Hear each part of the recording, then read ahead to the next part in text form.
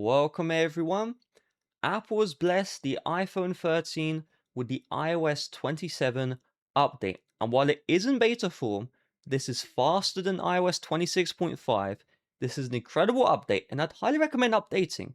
And so if you don't have the beta updates option, I have a tutorial on how to set that up in the description. So this update comes in 8 GB. However, you do need 20 gig free in order for the software to fully install. If you don't have enough storage, it will show this option to temporarily remove apps to install the update. You can see it does need that 21 gigabytes. So this is the iPhone 13 mini edition, but the same things I will say apply for the iPhone 13. So first of all, performance. Apple has given a promise, a guarantee. You will have 30% faster performance with iOS 27 on the iPhone 13. So it is installed on my device right here. And I can confirm this is true. This phone is so much faster than iOS 26.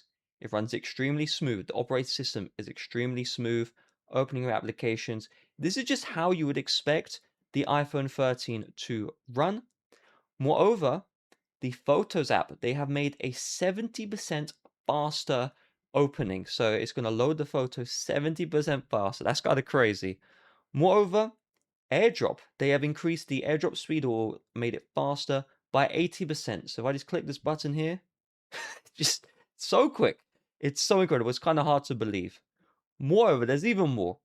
So if I go to my homepage settings, you can see it's just show the indexing and progress. So I'll talk about what that means in a bit. But until this is done, your battery life will be slightly worse. But even then, Apple's battery life in iOS 27 is better than iOS 26. So they have done massive improvements to the battery. So you can see I've updated the phone. Number one, the phone is actually it's very slightly warm. Typically phones get like boiling hot. It's only very slightly warm, which is a big improvement. Second, when you update the software, typically the battery percentage is just ticking down really quickly. Well, in iOS 27, it's not. The battery is running better already than it does on iOS 26, which is really surprising. They've also changed the battery icon, the top right, as well. Now, if I go into my settings and I look for Siri, Apple talked in the WWDC a lot about the new Siri. So this is like brand new AI.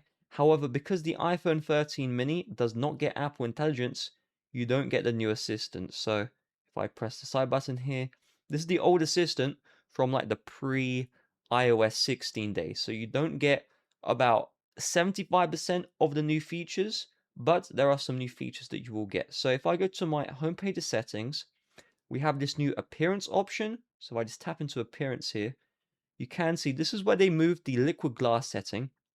And if I go into liquid glass here, you can see you have a full-on slider to change the liquid glass look. So you have the preview here. If I slide fully to the left, would be the liquid glass that you saw in iOS 26.0.